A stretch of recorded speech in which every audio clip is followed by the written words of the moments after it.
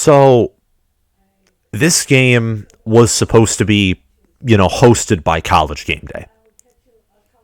Thinking that Penn State would beat Illinois, thinking, oh, yeah, there's no way College Game Day is going to MSU Michigan. Well, Penn State had other plans. Penn State decided, oh, cool, we don't think Illinois is anything. They decided to pull a 2020 Michigan and completely overlook an opponent. And they got spanked for it. Illinois, of course, ran for like 350 yards. James Franklin still thinks he's getting another try against Illinois. I mean, he said it twice in his press conference, that all he's focused on is Illinois. And he said it's going to be a challenge to play in the Big House. If that doesn't give you a picture of that football team, I don't know what does. And granted, I'm not saying that Penn State, is a complete dumpster fire. They'll still probably get 8, 9, maybe even 10 wins if they somehow beat Michigan and Michigan State, or somehow upset Ohio State and then lose to one of the other two, which is unlikely, but you'll see what I think in my prediction at the end of this video. I'm going to lay the groundwork for these two teams, compare the positions, what I think, and finally give my prediction. Before I get into that, I just want to say this game determines so much, mainly for Penn State. This game doesn't determine much for Ohio State unless Ohio State loses. If Ohio State wins, life moves on. No one cares. If Penn State loses this, Nittany Nation, you are right back to where you were in 2020. If you lose this game, you'll be on a 3-game losing streak. Then you have to look at Michigan coming to your place, and assuming that Michigan beats MSU, that will be a scary task. But what I've learned is Penn State here, Indiana, it was a painful loss. Indiana came back and won. Indiana broke Penn State. Iowa, mainly because of physically and mentally, has seemed, from my point of view, to break Penn State. And it's sad, because Penn State before the Iowa game looked like they could be a Big Ten East contender. So this game for Franklin, if Franklin finds a way to win and then wins out, then the Illinois loss and the Iowa loss are forgotten. And he will go 11-2 and everything will be fine. He loses this game, his leverage is gone, if it isn't gone already. And he might be looking at other places. It's just my opinion. You can agree or disagree, but this game is very important for Penn State. So now let's get into my preview and then my prediction. So, Ohio State is given an 87% chance to win, according to ESPN's FPI. And Ohio State they opened as a 15-point favorite. It's now risen to 18.5. And to give you a hint of what should happen is that number should be higher, is what should happen. Kind of gives a little preview of my prediction. But this game, it has been close in the past. Last year, Ohio State opening up the game looked like they were going to tear it open and win 56-10. Didn't happen. Penn State got some, late points and made it look close and competent. So we'll see if that's the case here. But to start off with position comparisons, I want to compare Ohio State's offense to Penn State's offense. Ohio State is led in passing by CJ Stroud, who has 1,965 passing yards, completes 67.6% of his passes. He's thrown for 22 touchdowns, has only thrown 3 picks, and has a passer rating of 192.8. Go over to Sean Clifford, and the thing about Sean Clifford is that that kind of gives him some brownie points or bonus points, is Stroud really, he's shown ability to run, but Stroud doesn't really have the dual threat. Clifford has shown before to have a dual threat. Clifford has 145, rushing yards and 2 rushing touchdowns. He also has 1,647 passing yards, completes 64.6% of his passes. He's thrown for 12 touchdowns and 5 interceptions, and he has a passer rating of 143.8. So I would say straight off the bat, I would say because of how good Ohio State's O-line is, because of how good Ohio State's offense is, period, amen, it makes it a little harder to accurately judge how good CJ Stroud actually is. But here, especially since, Clifford isn't healthy, and seeing how he performed against Illinois, I have to give it to Stroud here. Stroud is putting up elite numbers. Ever since he was rested against Akron, he's looked completely different, although he has played far worse defenses. Minnesota and Oregon were the 2 toughest teams Ohio State has faced. Nonetheless, Ohio State looks improved on offense with their efficiency and all, and on defense as well, which we will get to later. The O-line's not even a question. As one of my favorite radio announcers, Mike Valenti, said, Ohio State's O-line keeps growing by the week. They're all like 6'7", easily weigh 330 pounds, and are beasts among men. Penn State's O-line can't protect the QB, and Penn State's leading rusher averages 3.1 yards a carry. That isn't good. So the O-line and QB goes to Ohio State. Comparing the running backs, this isn't even a question here. This game compared to the Michigan State game, the teams on paper look so much more evenly matched. You take a look at these stats, and they are there's so much disproportion between these two teams. Like one team, the team being the Buckeyes, has a lot more heft to them in every way. Their leading rusher in Treveyon Henderson has 693 rushing yards, averages 8.8 yards a carry, and has 11 touchdowns. The O-line opens up a lot of holes for him, but he is fast, shifty, and has a knack for finding the end zone, no matter what. Mayan Williams is second in rushing yards with 309, just got back from his injury, 7.7 yards a carry, and 2 touchdowns. He saw some action against Indiana. Master Teague III has 245 rushing yards, averages 5.7 yards per carry, and has 3 touchdowns. And you've also seen some of Marcus Crowley and Evan Pryor. You go over to Penn State, and their leading rusher only has 245 rushing yards. His name is Noah Cain. He averages 3.1 yards per carry and has 4 rushing touchdowns. He's followed up by Kevon Lee, who has 228 rushing yards, 5.1 yards per carry, no touchdowns. And then their third leading rusher is Sean Clifford. John Lovett has 116 yards, 4.1 per carry, no touchdowns. So I look at that and look at how they played against Illinois. Illinois' defense, by the way, stuffed Penn State's run game. Like, they dominated Penn State at the line of scrimmage on offense and on defense. The passing game in both passing defense and passing offense is what prevented Illinois from churning Penn State.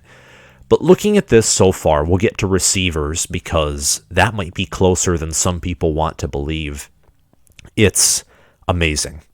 Ohio State here has everything going their way thus far. I also forgot to mention that Ohio State scores an average of 49.3 points per game compared to Penn State's 26.6. Really? 26.6? Now, you know what that is? You know what's concerning about that?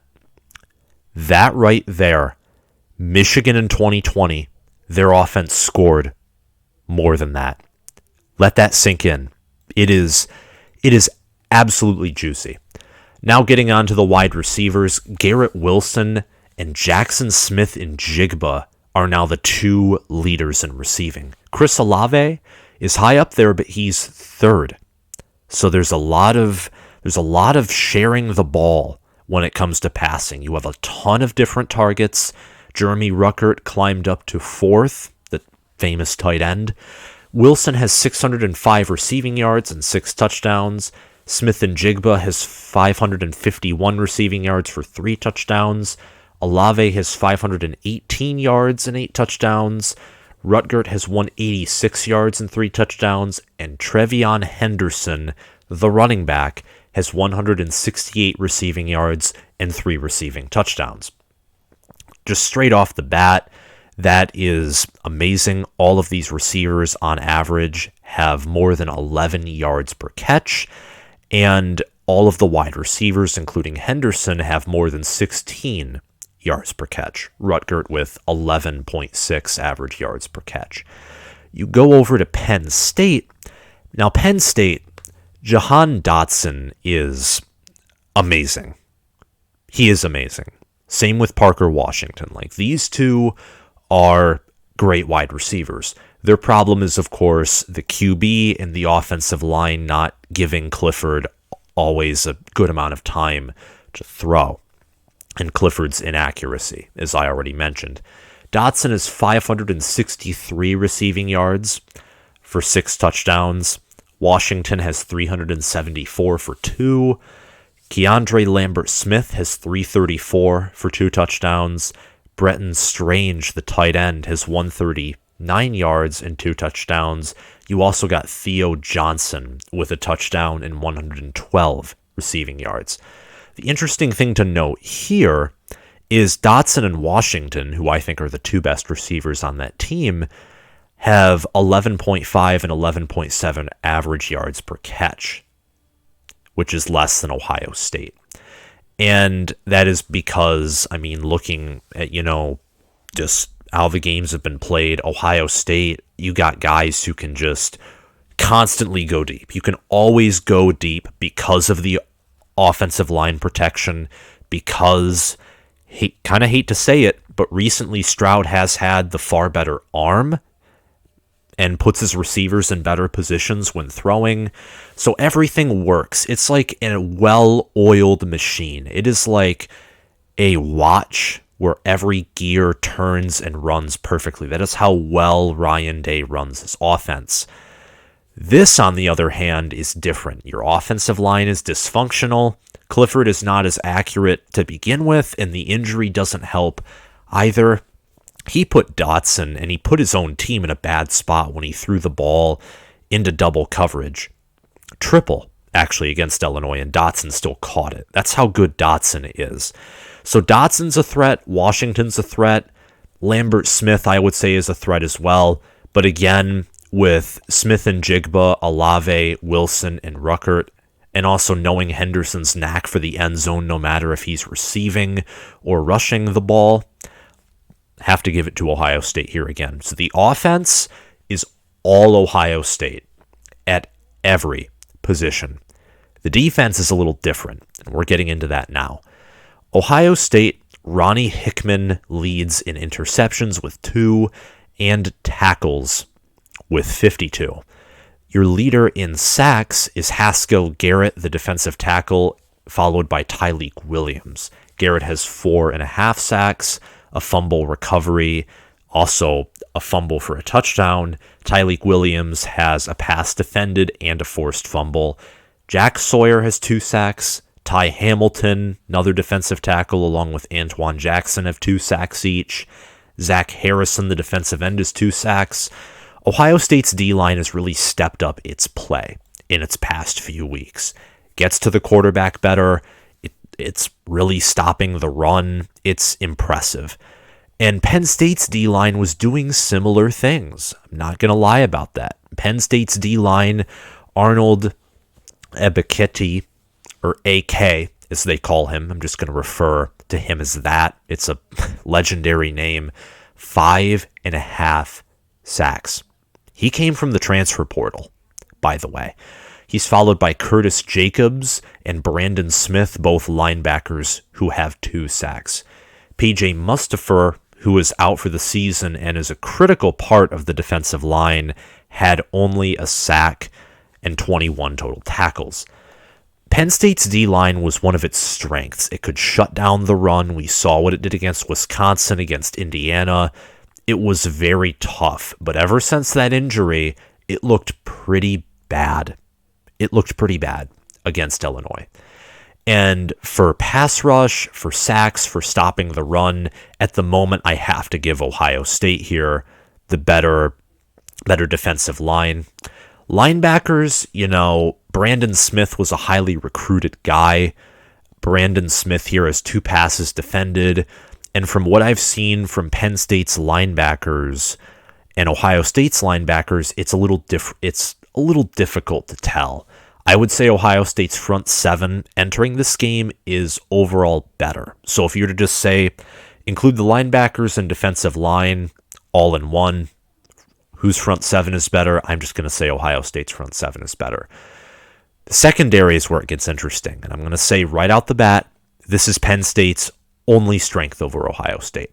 I have much more faith in Tariq Castro-Fields, in Jair Brown, in Jaquan Brisker, in Joey Porter Jr. I have a lot more faith in them than I do Ohio State's secondary. And that is because I have not seen how, I haven't really seen how either of them respond to elite passing offenses. But from what I can tell, Ohio State's secondary had some bad games this year. Oregon, I know the run was a huge part of it, but Anthony Brown, he's not a good QB. They didn't make plays against him or force turnovers from him.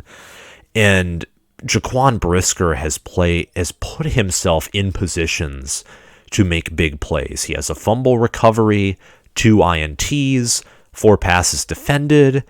Tariq Castro-Fields has 5 passes defended and looks to be an NFL cornerback. Joey Porter Jr. and Daquan Hardy each have a pick, and Jair Brown has 3 picks. And let me just say this too, Penn State secondary, we didn't get to see much action against Illinois, but they did well for what they had, especially with Clifford's injury, against Iowa, against Illinois. They did well against Penix, forcing turnovers, which a competent defense against him will do. They forced Mertz to make some mistakes. I'd say they played a better game against Mertz than Michigan's secondary did. And I think Michigan's secondary might be a little overhated. That's maybe a controversial topic. But anyway, Penn State has a slight edge in the secondary, but we'll get the answer to that question, I think, this Saturday at night when this game is played. Because I think Clifford, I don't know if he'll be 100%, but he'll be more like himself. Again, Parker Washington, Jahan Dotson, you'll have some deep threats. We'll see how Ohio State responds to those receivers, and vice versa with Penn State. So now we get to my prediction. Now, this is an interesting game. Everything points to Ohio State dominating this game. What I will say, though, knowing the history of this game could get ugly very quickly. I think Ohio State covers. I think that's a no-brainer that Ohio State will cover the spread by 18.5. But this game might seem closer than the final score, knowing this game. I mean, Penn State has had some pretty mediocre teams pull within high-powered Ohio State offenses. 2018 being an example, 2019 being an example, same with 2020. So the past 3 years, you've had Penn State teams that were overrated or just not as good as you'd expect, kind of the same thing, pull closer to Ohio State than they probably should have. So I'm expecting something similar, probably a 3 to 4 touchdown lead in the end. So something like 56-28 Ohio State is something I could totally see. That's all I have to say for this video. If you liked it, like, subscribe, hit that notification bell, and comment your thoughts down below. And I apologize for the dog barking in the background.